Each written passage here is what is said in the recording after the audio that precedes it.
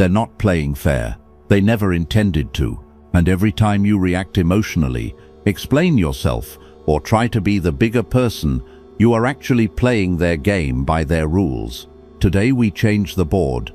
These are not tips. They are not tricks. This is a complete doctrine, the 10 ruthless laws, to not just counter a dirty player, but to dismantle the entire game they rely on.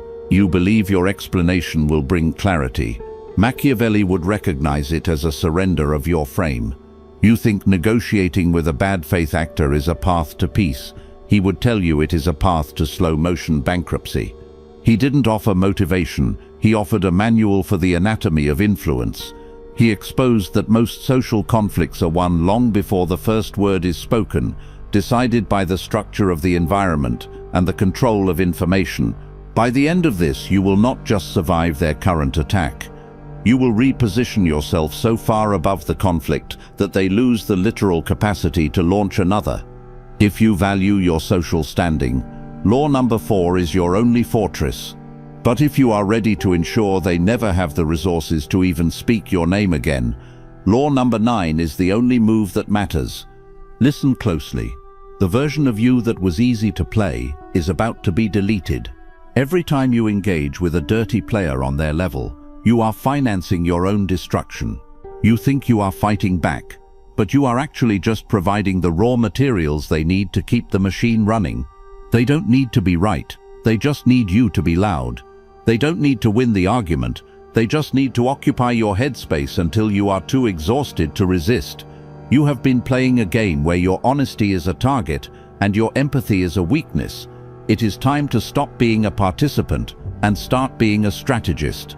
We begin by cutting the lines of communication that keep you tethered to their chaos.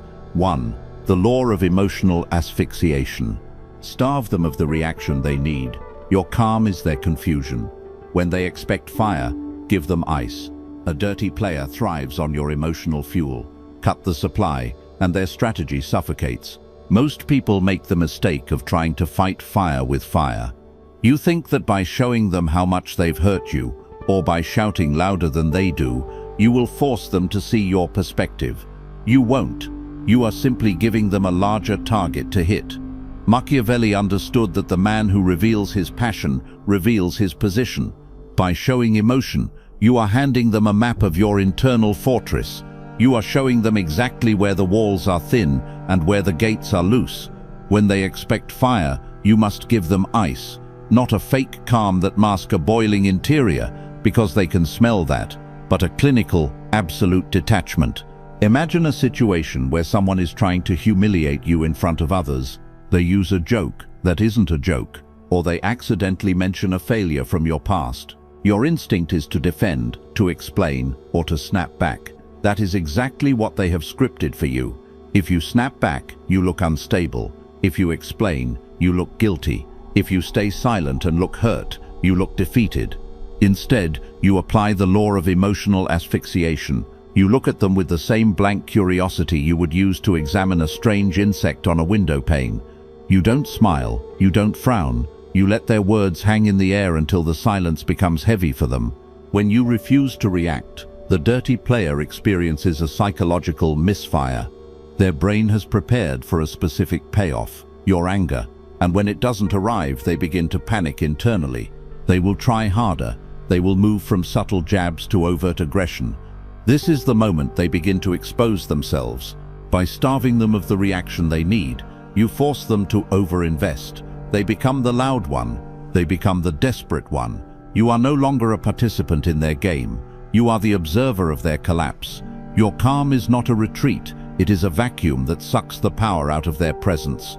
You are teaching them, without saying a word, that their weapons do not reach you. And once a manipulator realizes they can no longer pull your strings, they stop being a puppeteer and start becoming a performer with no audience. Machiavelli understood that the most dangerous weapon in any conflict is not the sword, but the spirit of the opponent. If you can break the opponent's internal composure, the external battle is already won. The law of emotional asphyxiation is the clinical removal of that supply. It is the realization that your calm is their greatest confusion. When they expect fire, you must give them ice. not a cold shoulder that reeks of passive aggression. That's still an emotional reaction. You must give them a tactical void. Think about the last time someone tried to bait you. Maybe it was a backhanded compliment in front of your peers, or a text message designed to make you panic at 11 p.m. Your heart rate spiked, your thumbs hovered over the keyboard, ready to defend your honor. That physical reaction is exactly what they were banking on. If you respond in that state, you lose. To apply this law, you must become a black hole for their energy. When they throw a jab, it must land on nothing. You look at them with the same level of interest you would give to a weather report in a city you don't live in. You offer grey rock responses. I see. That's an interesting perspective. Or simply a slow, deliberate blink. By refusing to emote, you force the manipulator to escalate. They will try harder. They will get louder. They will say more outrageous things to get a rise out of you. This is the extinction burst. It is the moment they become desperate because the machine has stopped working. In their desperation to provoke you, they will begin to make mistakes. They will overextend. They will say things they can't take back in front of people who matter. While they are suffocating from a lack of your emotional oxygen, you are simply observing. You are no longer the victim of the drama. You are the scientist watching a specimen struggle in a jar. You aren't being nice. You are being unreachable. 2. The law of mirror force. Reflect their attack. Don't absorb it. If they use manipulation, expose the mechanism publicly as their tactic. If they use aggression, channel it back as evidence of their instability. Make their weapon their wound. Most people respond to a dirty move by trying to absorb it. They take the insult, they feel the sting, and then they try to crawl away or explain why the person was wrong. This is defensive behavior, and in the world of power, the defensive side is the losing side. The law of mirror force dictates that you never absorb an attack, you reflect it. You make their weapon their wound, you stop being the target and start being the mirror that forces them to look at their own ugliness. If someone uses manipulation against you, you don't argue with the lie, you expose the mechanism. If a coworker tries to take credit for your work in a meeting, don't get defensive and say, "Actually, I did that." That sounds like a child begging for a gold star. Instead, you reflect the move back onto them with a clinical question. "That's an interesting summary, but since you're presenting the data, could you walk us through the specific methodology used in Phase 3? I'm sure the team would love to hear your deep dive into the raw numbers." You haven't called them a liar. You've simply invited them to prove they aren't one. When they stumble and reveal they have no substance, the mirror has done its job. Their attempt to steal your light has only highlighted their own shadow. A dirty player relies on the shadow frame. They operate in the gray areas of implication, tone, and double meanings. They never say the insult directly. They wrap it in concern or advice. If you ignore it, they win. If you get angry, they win. The law of mirror force requires you to drag the mechanism into the light. You don't argue with the content of what they said. You describe the tactic they are using, clinically and publicly. If they use a gaslighting technique, you don't say, "That's not true." You say, "It's interesting that you're attempting to reframe the timeline of what happened. Why is that necessary for you right now?" By naming the move, you destroy its power. Manipulation only works when it is invisible. The moment you label the maneuver, the other person is forced to defend their character instead of attacking yours. You are mirroring their aggression back to them as evidence of their own instability. If they are shouting, you don't shout back. You pause and say, "Your volume suggests you're losing control of your argument. Do you need a moment to settle down?" You have taken their power move and turned it into a weakness indicator. You have shifted the focus from your supposed flaw to their obvious lack of composure. Machiavelli noted that a prince should never appear to be the aggressor, even when he is dealing the final blow. You must maintain the appearance of the reasonable party while the other person is forced into the role of the unstable antagonist. If they use aggression, you don't meet it with aggression. You meet it with a heightened, terrifyingly calm level of observation. If they raise their voice, you lower yours. If they lean in, you sit back. This contrast makes them look like they are losing their mind, while you look like you are in total control of the room. The mirror force is about transparency. Dirty players thrive in the fog of he said, she said. They want things to stay vague so they can twist the truth later. You reflect their tactics into the light by labeling them in real time. Use phrases like, "It seems like you're trying to make this personal to avoid discussing the actual project requirements," or, "I noticed you only bring up these concerns when there are observers present. Why is that?" By naming the game, you kill the game. You aren't attacking them, you are simply describing what they are doing. A manipulator cannot survive when their script is being read aloud by the person they are trying to manipulate. You are making the cost of attacking you higher than the reward of the win. You have spent enough time wondering why they are doing this to you. Stop asking why and start asking how. Once you see the how, you can break the mechanism. You have been the bigger person for too long, and all it has gotten you is a seat at a table where you are on the menu. These first two laws are about cutting the strings. You are no longer the puppet, you are the one who is about to collapse the stage. 3. The law of strategic isolation. A dirty player is never a lone wolf. They are a parasite. They cannot survive without a host or an audience. They rely on the social shield, the friends, colleagues, or family members they've manipulated into believing their version of reality. They use these people as a buffer. When you attack the dirty player, you are forced to attack the circle that protects them. This is how they win. They stay small and hidden, while you look like the aggressor fighting an entire group. You must stop trying to break the wall. You must silently dissolve the mortar that holds the bricks together.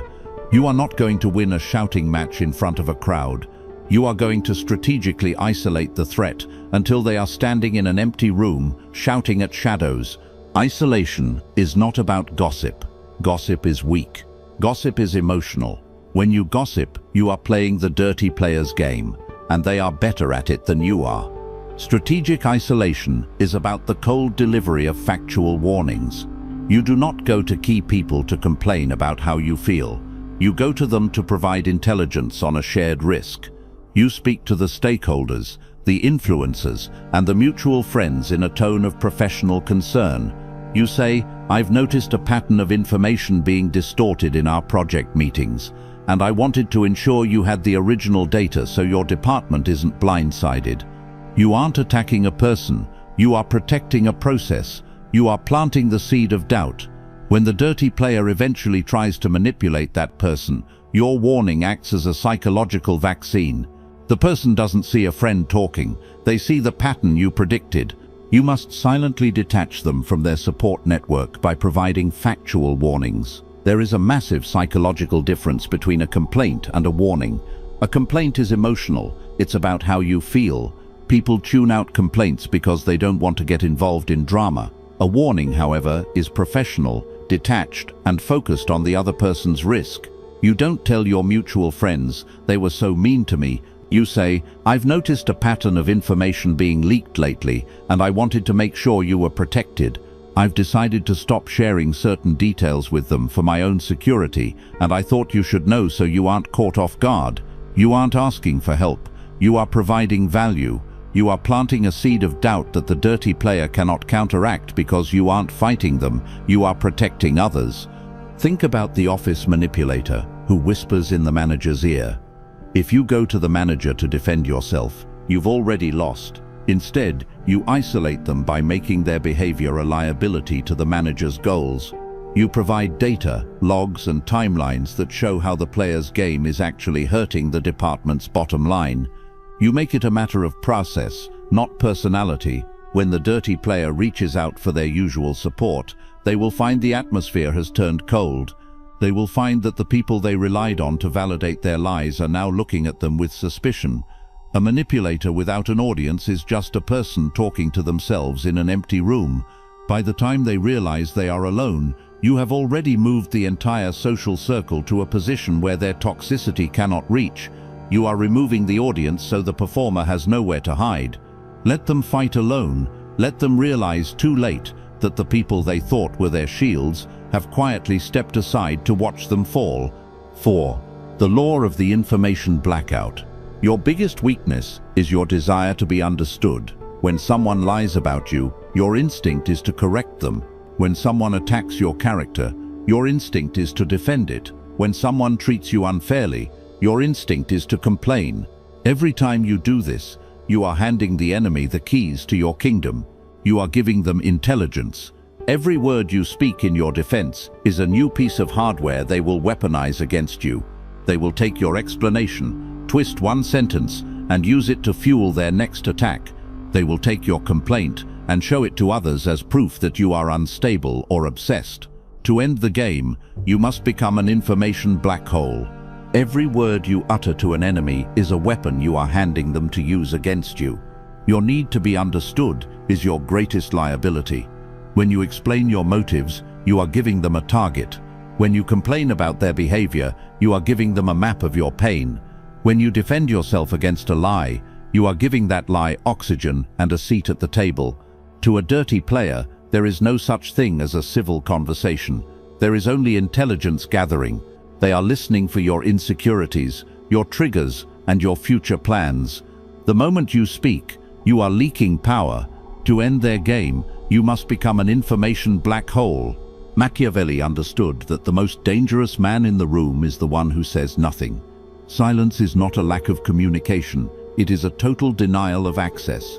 From this moment forward, you stop explaining yourself to the person playing dirty.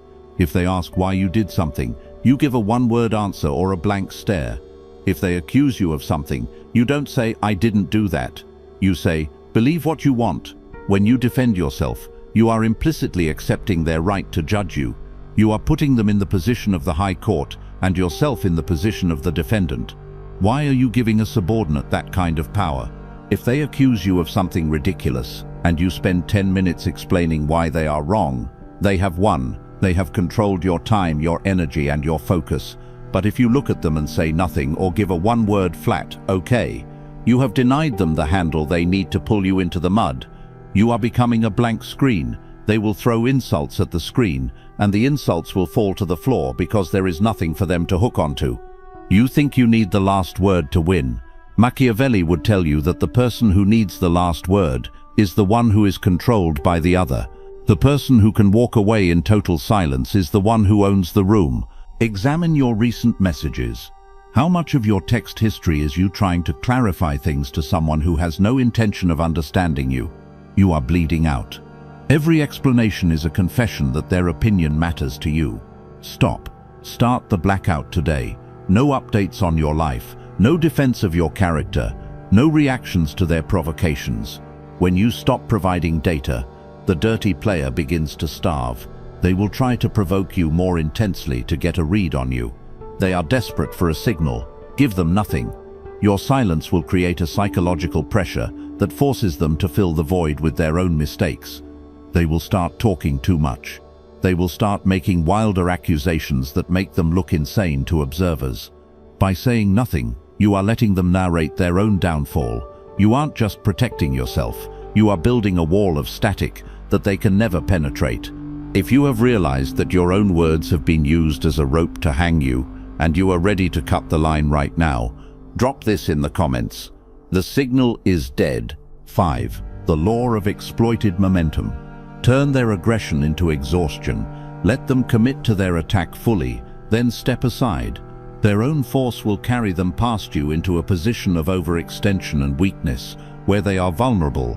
You have been exhausted because you are trying to stop a moving train with your bare hands. Every time a dirty player launches an attack, a false accusation, a public snub, or a sudden change in plans, your first instinct is to brace yourself and push back. You think that by stopping their momentum you are winning. You aren't. You are just absorbing the impact and draining your own battery. Machiavelli understood that the most efficient way to defeat a superior force is not to meet it head-on, but to lead it into a void. You must stop being the wall and start being the open door. A dirty player is inherently aggressive. They are over-invested in your downfall. Because they are playing a high-stakes game of manipulation, they often move with more force than they can actually control.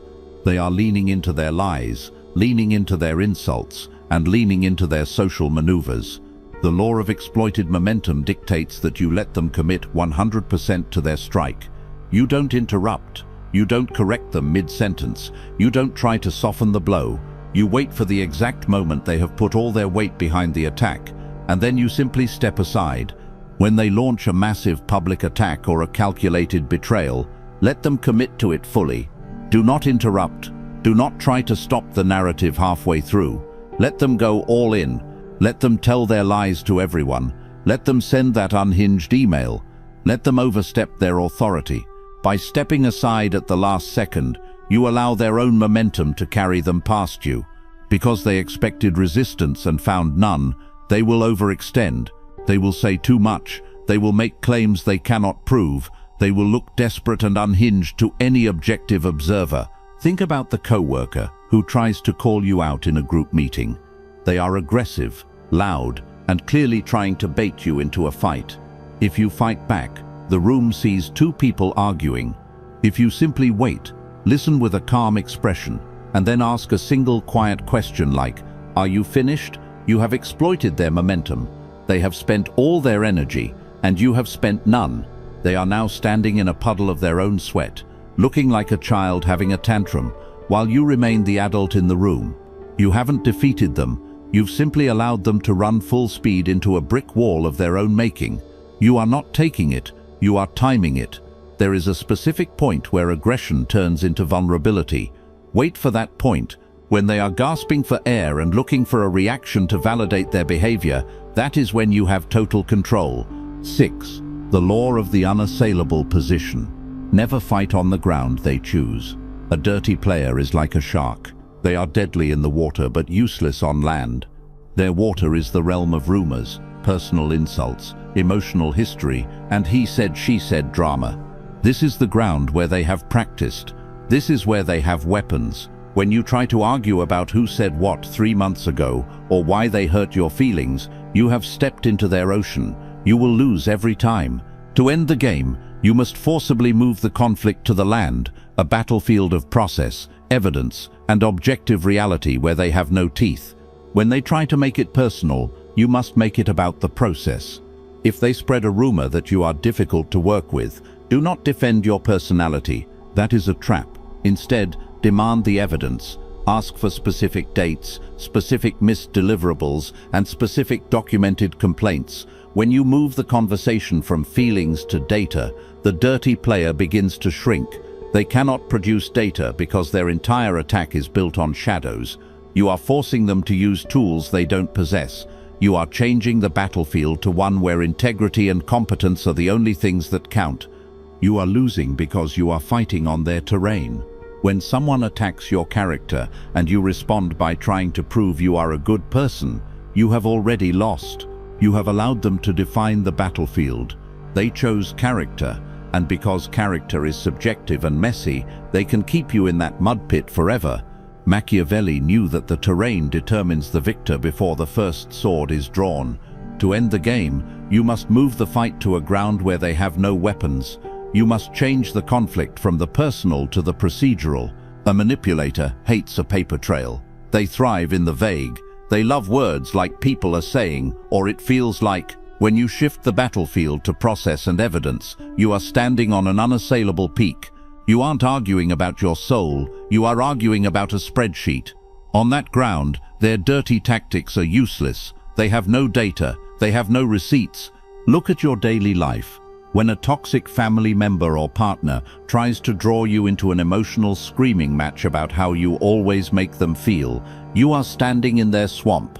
Step out of it. Move to the ground of specific actions. Say we can talk about feelings later. Right now, I am looking at the fact that you broke a specific agreement. Let's solve that first. By refusing to fight on the emotional ground they chose, you make their weapons irrelevant. They want a storm. You give them a clinical audit. They want a personal war. You give them a professional boundary. When you occupy a position of such unshakable logic and procedural integrity, their attacks look like the desperate flailing of an inferior being. You don't have to be better than them. You just have to be on a different map. If you have finally realized that you've been fighting losing battles on their territory, drop this in the comments. I am changing the battlefield. 7. The law of public judgment. Force their game into the light. A dirty player is a creature of the shadows. They rely on the side conversation, the subtle sabotage, and the plausible deniability. They operate on the assumption that you are too polite to call them out in front of witnesses. They bank on your desire to avoid a scene. This is why they feel safe taking shots at you in meetings, in group chats, or at family dinners. They think they can bleed you out with 1,000 small cuts, and that you will just sit there and take it to keep the peace. You have been playing into their hands by keeping your grievances private. You think you're being professional, they think you're being a doormat. To end the game, you must become the light. But you do not do this by making an accusation. Accusations look like drama. Instead, you use strategic patience to let them expose themselves. When they make a passive-aggressive comment in front of others, do not ignore it, do not laugh it off, and for the love of God, do not get angry. Instead, you pause the entire room. You look at them with total calm focus and say, "I'm not sure I understand the intent behind that comment. Could you clarify exactly what you meant by that?" By asking for clarification, you have dragged their shadow tactic into the public square. You haven't attacked them, you've simply asked them to explain their own words. Now the entire audience is looking at them. They have two choices. They can admit they were being a jerk, or they can try to backpedal. Either way, they look weak. If they try to gaslight you by saying it was just a joke, you don't let them off the hook. You say, "I understand it was a joke, but I'm interested in the logic behind it. Why is that funny to you?" You are forcing them to perform their dirty game under a high-powered spotlight. Most manipulators will crumble under this pressure. They are brave in the dark, but they are cowards in the light. You aren't judging them. You are simply making it impossible for them to hide. When the group sees the mechanism of the attacker loses their social status. You have turned their secret weapon into a public embarrassment. A dirty player's power comes from the fact that no one else sees what you see. They are a Dr. Jekyll to the world and a Mr. Hyde to you. The law of public judgment is about aligning those two versions of them. You aren't attacking them, you are simply providing them with a stage. If they are lying about your work, ask for a public review of the data. If they are spreading rumors, bring the rumor up in a calm, professional meeting and ask for the source so it can be rectified. When you bring the shadow game into the sun, it evaporates. The observers, your boss, your friends, your family, will see the sweat on their brow. They will see the stutter in their voice. They will see the dirty player for exactly what they are. You don't have to be the judge, you just have to provide the courtroom. Once the audience sees the mechanism, the manipulator can never use it on you again. Their reputation is the only thing they value more than their control.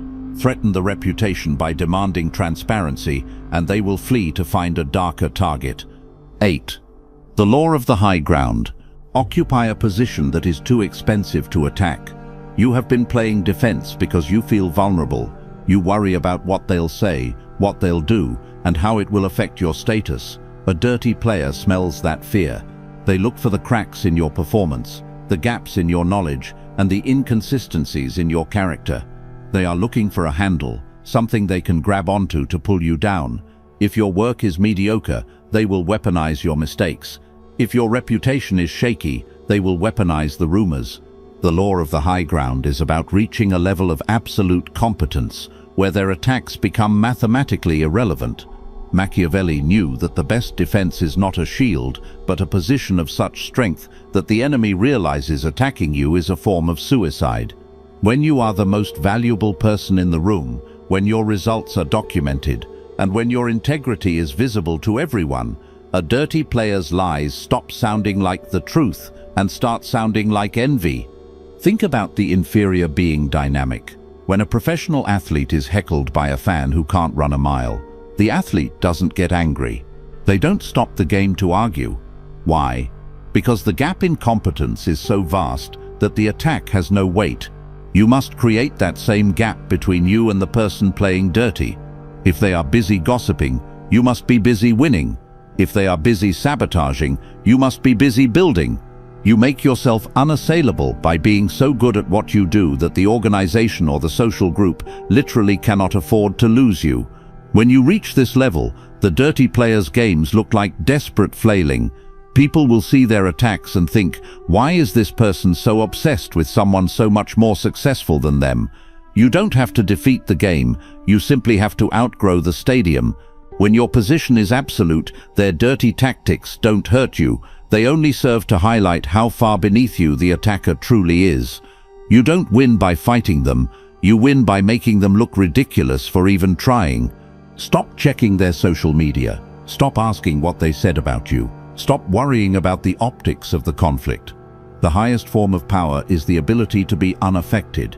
When a dirty player realizes that their most vicious attack didn't even make you skip a beat or change your schedule, they experience a profound sense of inferiority. You aren't just winning, you are demonstrating that you live in a different reality, one where their games don't have the currency to buy your attention. You are the lighthouse, they are the wave. The wave can scream and crash all it wants, but the lighthouse doesn't move, it just keeps shining. If you want to end the game, stop playing it. Become so big that their entire world fits inside your shadow. If you have realized that your best revenge is reaching a level they can never touch, drop this in the comments. I am moving to the high ground.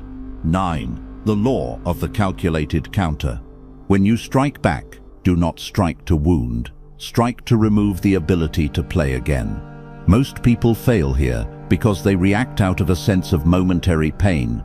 Someone insults you, so you insult them back. Someone steals a client, so you try to steal a smaller one from them. These are reactive swipes. They are noisy, they are messy, and they are ultimately ineffective. All a reactive swipe does is tell the dirty player that their attack landed. It confirms you are hurt, and it signals that you are now an active participant in their gutter-level game. Machiavelli would look at your petty retaliation and see a tactical disaster. He understood that if you are going to hit an enemy, you must do it with such overwhelming force and preparation that they are rendered incapable of ever mounting a second strike. You do not want a feud, you want a termination. A dirty player relies on the fact that you will be predictable in your anger. They expect you to lash out immediately. Instead, you must practice a terrifying level of patience. You stay silent while they think they are winning. You let them accumulate a mountain of evidence against themselves. You wait until they are at their most confident, their most public, and their most vulnerable. Then you deliver a single devastating, well-prepared countermove. This isn't an argument, it's an evidentiary execution. If they have been sabotaging your career, you don't complain to them. You present a finished, airtight dossier of their malfeasance to the one person who can fire them. You don't give them a chance to explain. You don't give them a warning shot. You remove their capacity to function in your environment. Think about the psychological impact of the calculated counter. For months, they thought you were a victim. They thought you were an information black hole because you were weak. Then, in one surgical moment, their entire reality collapses. They realize that while they were playing a game of checkers, you were building a gallows. This is the only way to deal with a persistent, bad faith actor. You must make the cost of playing with you so high that their survival instincts finally override their malice. You aren't teaching them a lesson about kindness. You are teaching them a lesson about consequence. You are ending the current attack by ending the attacker's ability to play. 10. The law of the silent exit. Your ultimate power is the ability to walk away from their game entirely and into a reality they cannot touch. This is the final unanswerable move. A dirty player is a parasite, and a parasite cannot survive without a host. Their entire identity is built on their ability to affect you, to control you, and to provoke you. If they can make you cry, they are powerful. If they can make you stay up at night, they are relevant. The moment you demonstrate that your world does not depend on their approval, their conflict, or even their existence, you have achieved a level of dominance they can never reach. You aren't leaving because you're scared. You're exiting because they have become too small for your world. The silent exit is not a dramatic speech. It is not a final message where you tell them off. A final message is just one last bit of emotional fuel you're handing them. The silent exit is a total cessation of existence. You change the locks, you block the number, you move the project, and you never mention their name again. When people ask about the drama, you look at them with genuine confusion and say, "I'm not sure what you're referring to. I've been focused on my growth." This is the God level of social power. It shows that you have so much sovereignty over your own life that no person, no matter how dirty they play, has the permission to occupy space in your mind. By walking away silently, you leave the dirty player in a vacuum. They have all this pent-up aggression, All these scripted traps and all these prepared lies, and nowhere to put them. They are left holding a live grenade with no one to throw it at. They will eventually turn that toxicity on themselves or on their own allies. You, meanwhile, have moved into a new reality. You have stopped being a counterplayer and started being the author of your own story. This is the end of the game because you have removed the board itself. You have proven that their laws don't apply to a sovereign being. You have stayed until the end because you recognize the patterns I've described. You felt the knot in your stomach and the frustration of being played by someone who doesn't respect the rules. Your attention today is the first step toward reclaiming your territory. If this doctrine has shifted your perspective, if it has given you the clinical clarity you've been missing, then align yourself with this message, like this video, and subscribe to the channel. This isn't a favor to me, it is a signal to yourself that you are no longer a victim of the decency trap. It is an admission that you are ready to study the mechanics of power as they actually are, not as you wish them to be. For those who are ready to stop watching from the sidelines and want to master these dynamics at a professional level, I invite you to join the membership. This is the inner circle. It is a space for the few who understand that influence is an architecture and control is a skill. Inside the circle, we go deeper into the psychological blueprints and tactical maneuvers that are too dangerous for a general audience. You will get access to insights that others do not have and a level of strategic support that ensures you are never the prey in any room you enter. The door is open for those who are ready to move forward. For the rest, the world will continue to be a confusing and unfair place. Thank you for your discipline and your time. Not everyone is capable of hearing these truths without flinching. You have earned the right to apply them. Remember what I told you at the beginning. The person playing dirty is counting on your predictability. From this second forward, that version of you no longer exists. Apply the laws, hold the line. I will see you in the next video.